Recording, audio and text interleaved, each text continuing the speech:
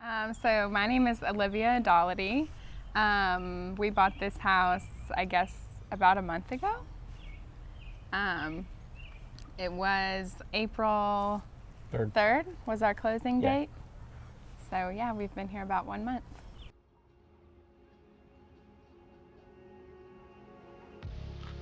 We found this one and we put in an offer the same day, and then it was like a couple days later, the coronavirus just exploded.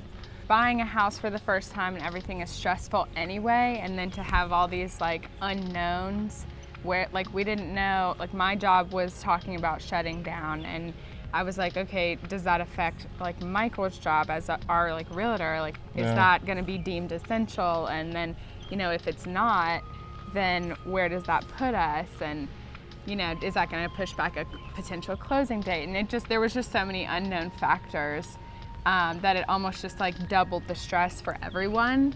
I definitely had a couple of mental breakdowns. You know, everyone at the Art of Real Estate made it the best possible situation that it could be. Basically, like, you know, we were kind of handed a weird situation, but we still made the best Everybody of it. made the best of it, yeah.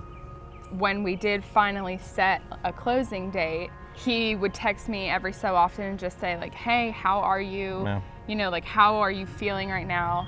And I would just kind of say, you know, well, I'm a little bit stressed out, but I'm trying to just like keep calm and just like not freak out until it gets to the point where it's more normal to freak out, because like if something does happen. And he was just kind of like, yeah, just don't freak out, because everything is set to be fine. You know, we're still on track. And he would just kind of make sure that he talked to us and was like, is there anything I can do? Is kind of how he approached the situation, which definitely made me feel better that he was looking out for us. And, you know, I could call him if I needed to and be like, hey, here's how I'm feeling. Here's what I might need. And, you know, he was always willing to help me try to take a little bit of the stress off for sure.